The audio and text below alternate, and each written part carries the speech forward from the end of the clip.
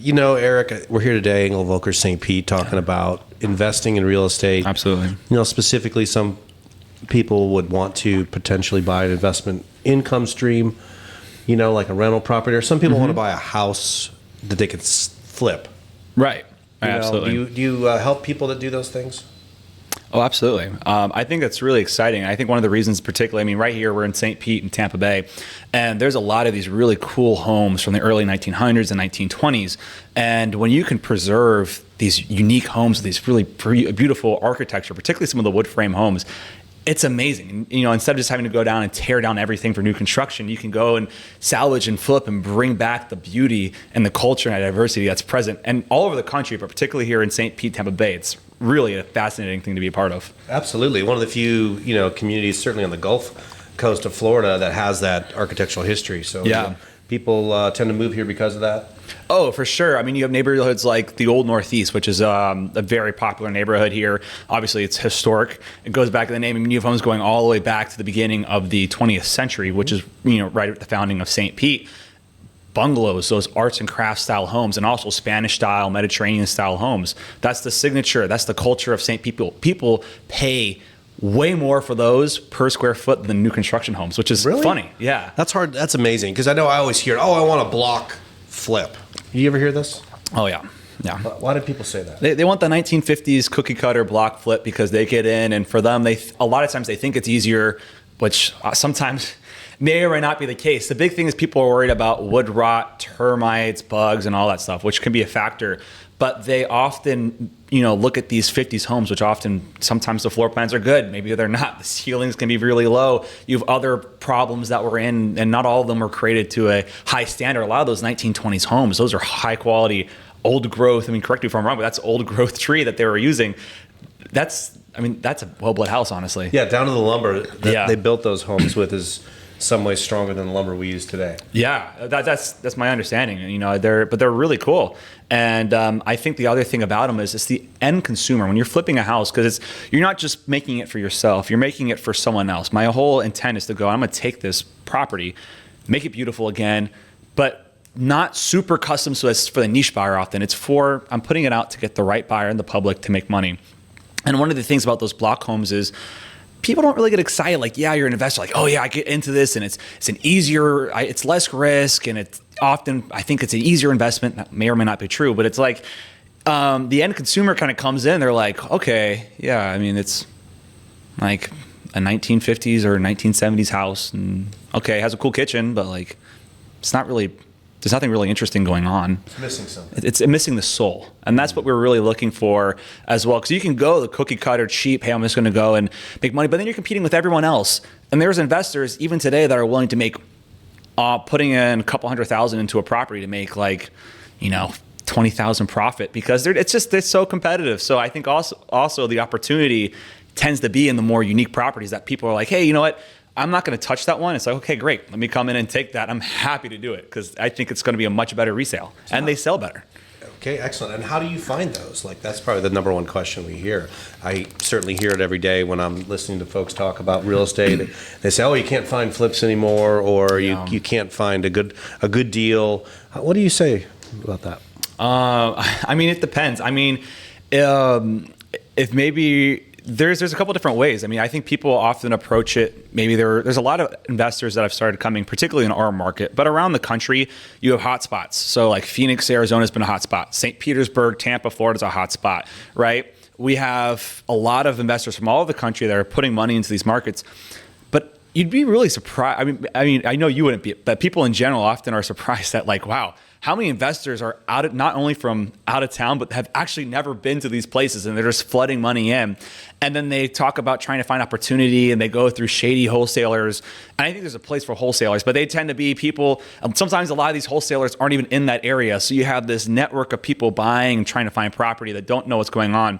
I think the best way is it's through relationships. It's being active in the community, being out there on the scene. For real estate professionals, it's walking in the neighborhoods, dressing nice, going through, doing the belly to belly. For investors, it's going, and for me personally, I love driving through, like, what's an area in in this city or in this area that I think is prime spot for new development. I'm looking at what new grocery stores are coming in, what's the new commercial development, driving through the houses, who's likely to sell, and then staying in the network with everyone in that neighborhood talking. Often it's just that word of mouth. You get these off-market opportunities through relationships and through trust that tend to be the gems, honestly. Absolutely. So you're not saying that you wouldn't work for people out of town, but there's just a ton of out of state, out of town, out of area buying going on. Is that right? Yeah, I think there definitely is. And I don't think that's a bad thing. But one of the reasons, and this is one of the reasons I even got into real estate originally, is if you're investing in a certain area, I had a great conversation with a oil man from Texas once, and we're talking about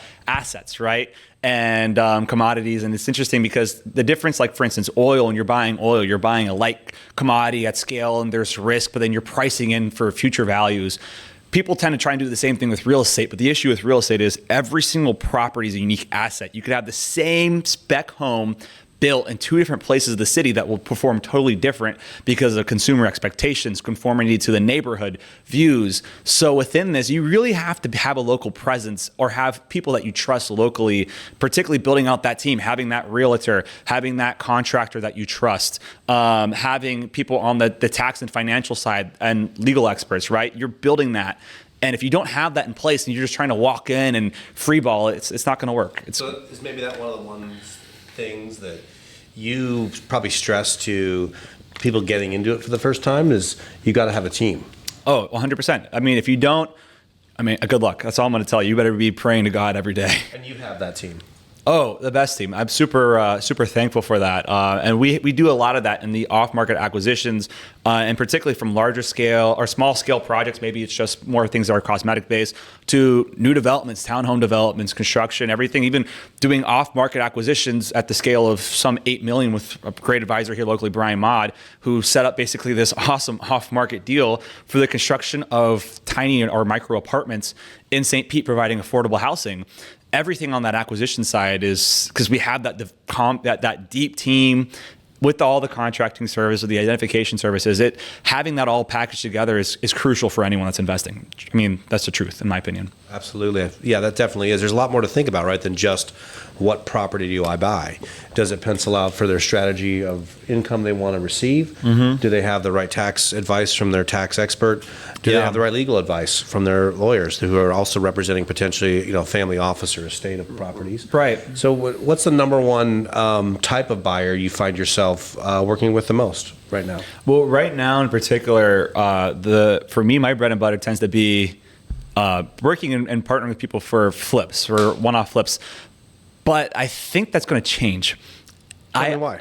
I honestly think it's funny enough. I think flips are amazing, and I love it in this area because I love being able to go in and identify these homes. And one of the things that's awesome about flips is your capital is not tied up over a long period of time. Generally, right? I mean, maybe if it's a very complex project, it's a year or maybe a little bit longer, year and a half, no more than 2 years generally, unless it's a really unique kind of property. But you're in and out generally within 4 to 8 months, depending on the scope of the project. But I do think there's a huge boom, and this kind of goes into the fix and flip side, but looking at properties and keeping this the main structure on there. But I think new construction and utilizing the land in different areas, the zoning is changing. And I also think because things are so competitive and capital gets tied up so easily, I honestly think when we're underwriting, there's a lot of new construction deals that make a lot of sense, or additions, not just renovating the house, but renovating the house and putting an ADU in the back, or building out an ADU, putting some type of modular structure in, looking at redeveloping the land or parceling off pieces.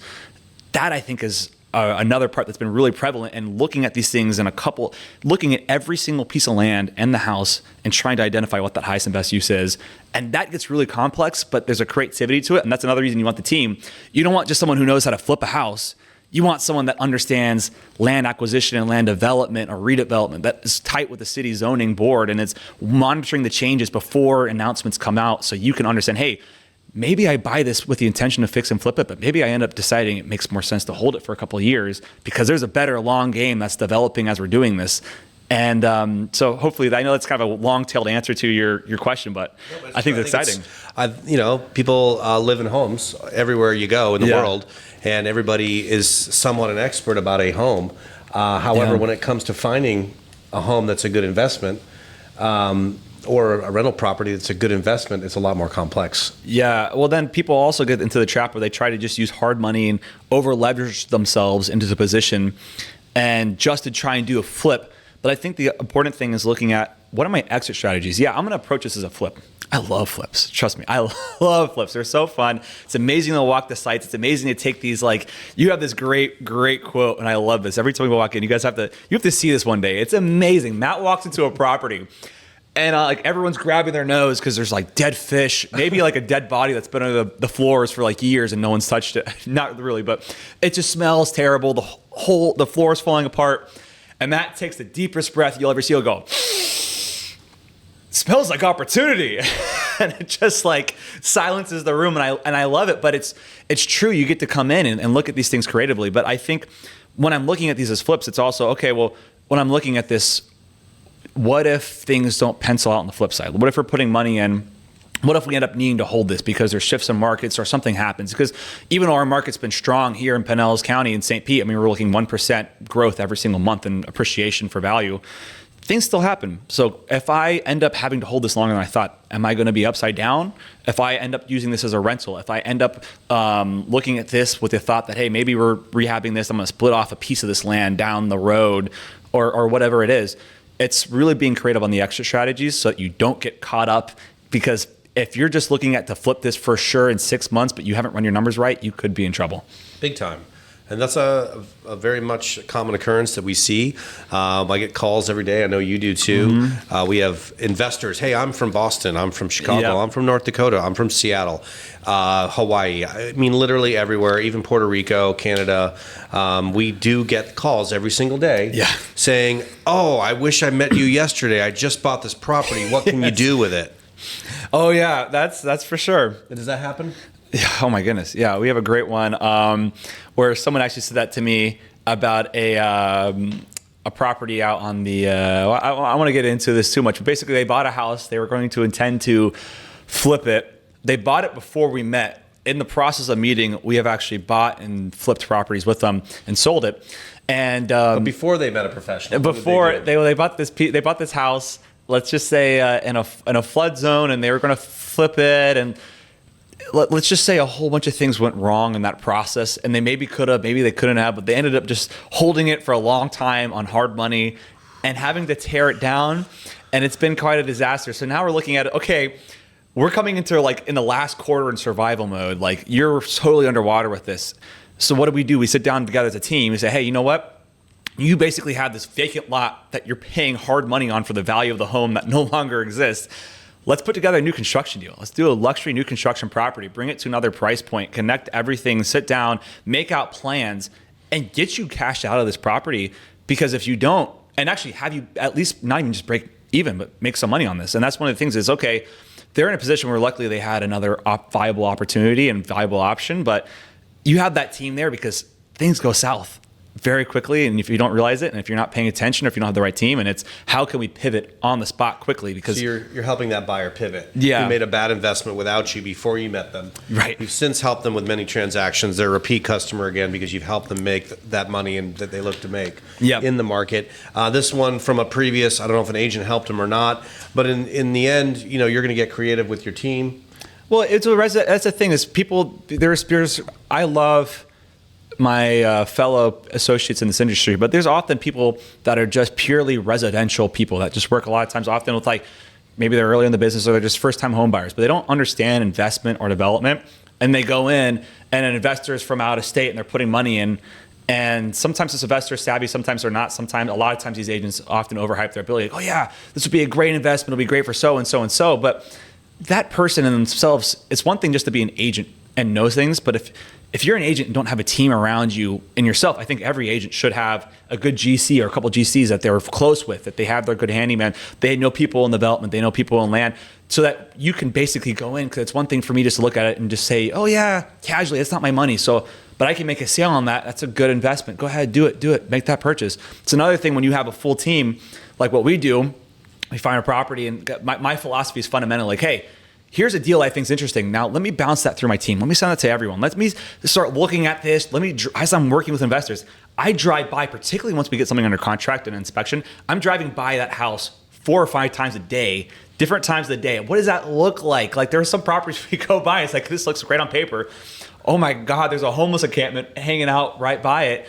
What do we do? And if you're not proactive on that to make those decisions and to figure that out up front, you're going to be in trouble. And agents don't do that. They don't have the team. They're not bouncing off people for ideas. And it just is not a service to the investors. So they end up in a bad position too. So. Well, it sounds like you've got them covered on the front and on the back, the entry and the exit of the investment. Yeah. What about finding these properties? I think with technology, it's been great with the platforms out there. You can look up any property on the internet. Yeah. Are you finding properties on the MLS, or where are you finding them? Well, you know what? Yeah, there are deals in the MLS still, and that's for sure. And I think I heard the episode with Punit. I believe that he went through on this, and he's obviously Punit's another really great investor. Oh my goodness, really, really great person to know. But he himself will even say, hey, there are deals in the MLS that are getting done. They are really competitive. So at least at this point, we're filming beginning of October here. There are so many properties that in the flip range, if it's below $300,000, it's 20 offers per property. And I talk to the agents, and they're like, I can't even believe where this has gotten. And they price them super cheap, and they get driven up way over. I mean, there are properties selling for 30 to 40% over asking. In this market right now. In this market. Now, once they get to like 350, it changes. Then the dynamic shifts. But it's people are looking for those cheap properties. So the MLS is good. I also think it's amazing to go to your different realtor shops. And just, again, it's connections because, like, for instance, us, I have the benefit of being on a high volume team, the top 8 team in the Americas, which is not me just trying to plug, but the really is there's so many deals that we're doing hundreds of deals a year. So that helps me because I have all these people that I work with that are talking about their new listings or new deals. And the amount of off-market deals I get done with investors because someone in my brokerage is like, hey, I have this new listing that we're going to be bringing out in like a month. I'm like, awesome, let's go see it this afternoon or tomorrow, get my video walkthrough. Most of the time, it doesn't necessarily make sense, at least at that moment, but sometimes it does. For the seller, for the buyer, we piece that together. So there are lots, just because I think getting and being with realtors or finding agents that are in these high producing teams, the amount of listings and deals that they're having come through those doors that no one else can see yet, that's another gold mine right there, honestly. For sure. Well, yeah. Tell them. I mean, they're going to want to know, how do they find the gold mine with you? I mean, you can just call me. I mean, I'm sure they have my contact info in there, but I think often it's a trust. I mean, it's a little bit of a different answer to that question, but I also think investing is so much of a trust-based business, right? Because often what you'll see agents do is they come and they might just say, hey, I'll help you find properties. And maybe there's no agreement. Or what you'll see is an agent come with something called a BBA, a buyer brokerage agreement. Sometimes they're required in a state. Like in Florida, they're not required. But and we'll see with the realtor lawsuits how that changes and such. But basically, it's an agreement, a BBA, buyer brokerage agreement. So as basically, as an agent, I'm going to take you on as a client to help you find property. In exchange, you're going to work with me in this specific market over this time frame and no one else. But I think that piece of paper only goes so far. I think it's a know you, like you, trust you business on both sides. I only want to work for investors that I trust and partner with them. I'm looking for partners that I can sit down, be collaborative with in the field and be thinking creatively. And I'm going to be working, and we source so many unique opportunities. And some of them require a lot of vision. Some of them are just super easy. But you have to have that trust. And if that doesn't exist, that gold mine will never be open, at least in my opinion. And I think that's a lot of the industry. It's, can I trust you, or can we trust each other? Can we work down? Are we compatible? And if so, we can venture down into the deep, dark mines of Moria or whatever and find this opportunity. But if we go down there and we don't trust each other, it's going to fall apart. And there's going to be lots of issues that can easily emerge on your side, on my side, and nobody wants that hair. So just blasting properties that you find, because it sounds like you're digging up a lot of opportunities, just across the internet to any person with eyeballs. Is that how you get to people? No way. I mean, it's just, if you just send a bunch, because the other thing is, you're just relying at that point to find. So one of the things I think any good agent, if you're working with an agent, you should be, which again, recommend, right? That's a great way, because if you get yourself an experienced agent who actually studies what they're doing and has a good focus and expertise and handle on that. But they shouldn't just be sending you a whole bunch of properties, like 20 and 30, and say, hey, here's a bunch of like dirt, go shift for gold, right? They should be out, but they should be doing what we do, at least here. And my philosophy is you go through, outline properties every day. You're looking in this range, in these markets, in this neighborhood. What's coming on, what's sold, what's pending, and you're constantly looking through and you're shifting ahead of time. Oh, wow, on the MLS, here are a couple deals, send these over.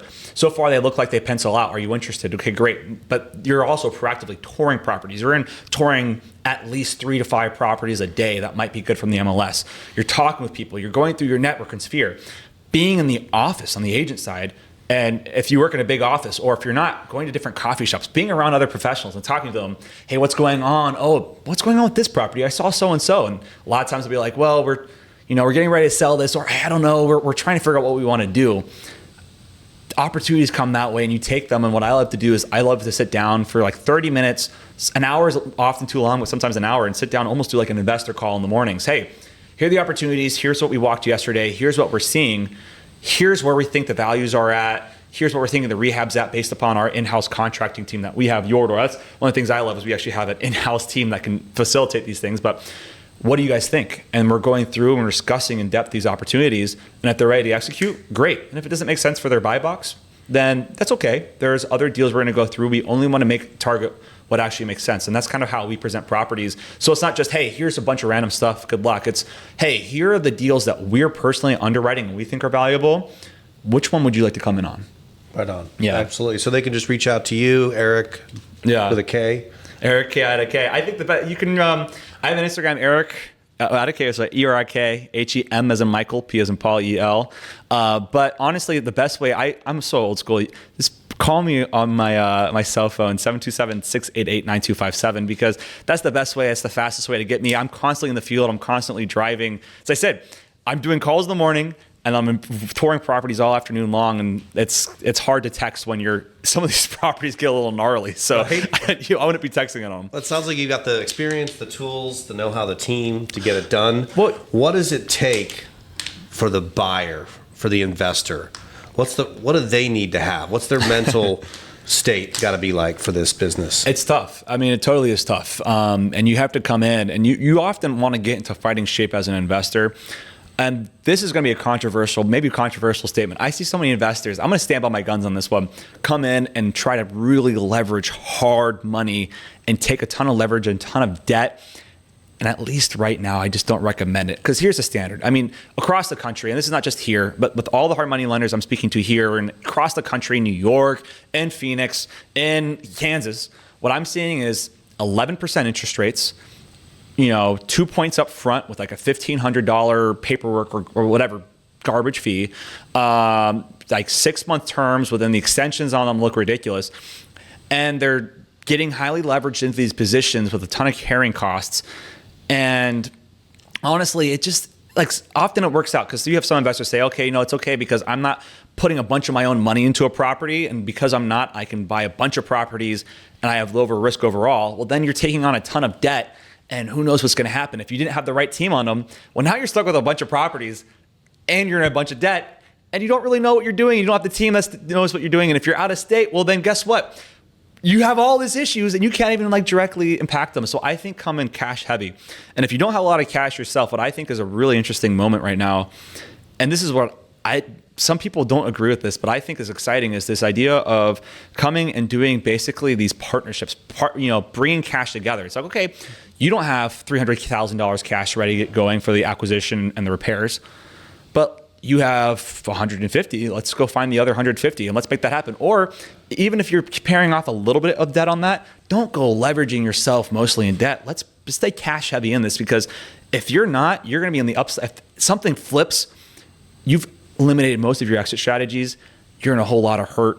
And I think for investors, that's really my big takeaway right now, at least in this marketplace. When interest rates were low and money was free, it's a different philosophy. But now that's not the case. All right. And working with the sellers out there, if you're a buyer and you're going to negotiate, how's some tips or tricks? With the sellers, communication's key. I think communication and transparency. I think talking with sellers, what I tell sellers is, hey, listen, for ex-investor, often because I'm working with people that I trust, right? And often these are people that we've purchased not just one or two, but a couple properties together. So it's like or a few properties, excuse me. So I'm saying, hey, these are someone that I trust, that I work with a lot. we're in acquisition mode. We're buying properties in this area. And I kind of tell them what we're doing. Like, hey, here's what we intend to do. And that really helps us. And it's working with sellers. And the other thing you have to realize is it's easy to get into flips and see profit tag, money bags and all sorts of this gain and potential upside. But the people on the other side, particularly for flips, sometimes you have slumlords that are just selling these things off because they don't care. That's a different scenario. But often it's people that have lived in these homes for a long time that are going through economic hardship or things are tough. It's people on the other side, and you have to be cognizant of that when you're dealing with this. I think it's important not to be overly greedy. Be fair. It's not a charity. You want to make money. But come at this and work with them and be understanding of certain terms and things. Be upfront in your contract. And now what I hate is people going in on a contract with attractive terms and then trying to, with the immediate intention of, okay, now we're under contract. Let's do an inspection. Let's have my GC come out, write up a whole list of concerns, and just try and jack that price down because I want to take advantage of the seller. No, come and be honest. Be like, hey, listen, we've already done due diligence up front. This is what we're seeing. We may or may not find more in due diligence, but honestly, we have concerns here. Our price reflects this, but we feel this is really competitive because we're going to come in, we're going to get the job done. We're cash heavy. We're fast on our deadlines because we have our crap together, our feces linear, and this is how we operate. And people appreciate that. They absolutely do, and it's effective. If you think about individuals who want to invest in real estate, are they really concerned about what the lives of the people selling properties they might buy are? Probably not, but we work in this community every day. Yeah. Our reputation is very important and is what promotes a lot of our repeat business. So for us, it's not the client's concern, but we're going to make sure that we behave in a way that their interests are represented ethically, and that there is no chance for that to come back on them or us later. And I think that's really important for buyers to know because it's not your concern. You're in it for the dollars. On the ground, though, working with someone like Eric Hempel with Engel & Volkers, you know that you're going to engage with a professional expertise that's going to always represent the transaction well as getting it done. It takes both. Well, because that's the thing. And the other thing on that note I'd say is wholesalers, again, there's a lot of deals that come from wholesalers, but you don't have to be licensed to be a wholesaler. And frankly, most wholesalers don't even put their own money into the deal. Sometimes if it's off market, they have probably some garbage contract that has blank terms. And often, I can't tell you how many wholesalers I know that leave the escrow period on the as-is standard Florida FAR bar contract blank, but then never actually put escrow in because the sellers don't know better and they just take advantage of it. I think when you work with a realtor, there's a level of ethics that's required, of honesty and transparency and diligence, but the other as required by law and also our code and what we sign up with. But the other thing also, I was going to say, I think the thing that's important when you're, particularly for properties in the MLS, nowadays, I'd say always write the backup offer. If you don't get that, because there's 20 offers, 30, I can't tell. There was one we lost out a week and a half ago, 33 offers. 45%, and it's closed in 10 days, 45% over asking, which is insane. Almost 50% more than the ask price. The winning bid was 50% more. Right. In that case, they ended up closing, but often, some parts of this market in St. Pete, I wouldn't say this is the overall average, but I've run localized numbers. 50% of those investment deals aren't closing the first time. They will close the second time or third time. So it's be in that backup position.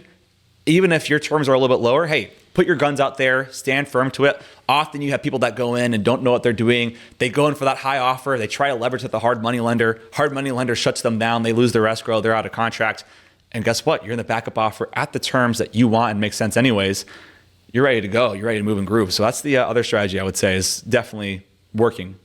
That sounds like a great tip. Old tactics may not work in your negotiation, but one tactic that never goes out of style is working with a professional realtor. Yes. Eric Hempel, it's a pleasure.